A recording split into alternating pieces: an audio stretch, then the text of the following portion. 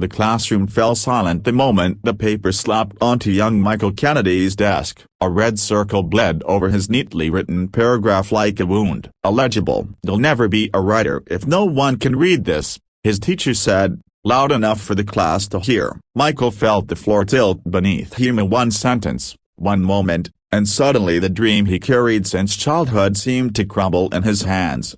He was 12. He loved words. But that afternoon, as he walked home with the marked-up sheet trembling in his fingers, he wondered if loving something wasn't enough.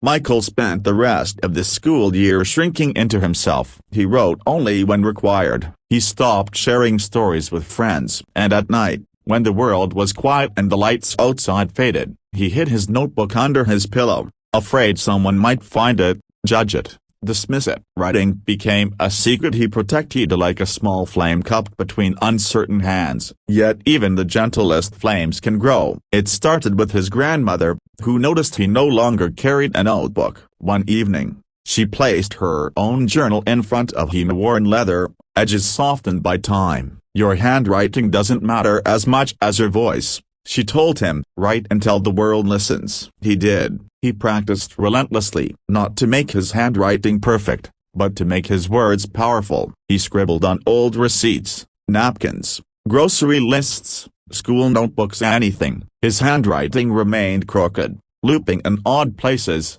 but his ideas sharpened like blades. By high school, teachers noticed the change. He won a district essay award. In college, a professor pulled him aside after class. "You write like you're trying to hold someone's heart together," she said. "Don't ever stop." But life, as it often does, had other plans. Bills piled up, work consumed time. Writing drifted into the background until a single email pulled him back. A struggling political candidate needed help crafting a speech. A friend of a friend remembered Michael's talent. The candidate's name was Daniel Reyes, a quiet, earnest man running for governor in the middle of a state divided by fear, economic turmoil, and political tension. His chances were slim. His team was exhausted. His message wasn't landing. Michael agreed to meet. Daniel sat across from him in a dim office, eyes heavy with worry. "People are scared," he admitted. "I don't know how to reach them anymore." Michael listened not just to the words,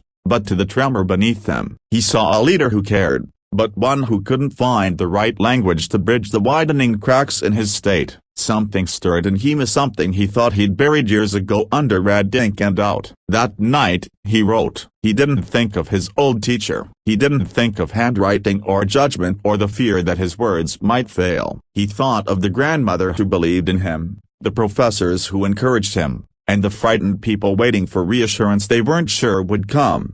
He wrote until dawn. When Daniel read the speech, he didn't speak. Not at first. His eyes glistened. "He's a broken bar. This is what they need," he whispered. The speech went live that weekend, a broadcast across every major network, shared on every platform. Daniel spoke of unity where others preached division. He spoke of rebuilding, not blaming. He spoke of hope, not tilde macron v, but stubborn and strong. His voice shook once, and a nation shook with him. People listened. Protests calmed. Communities met. Opponents reconsidered their stances. Donations poured in. Daniel didn't just rise in the polls, he reignited belief in leadership at a time when the country teetered dangerously close to breaking.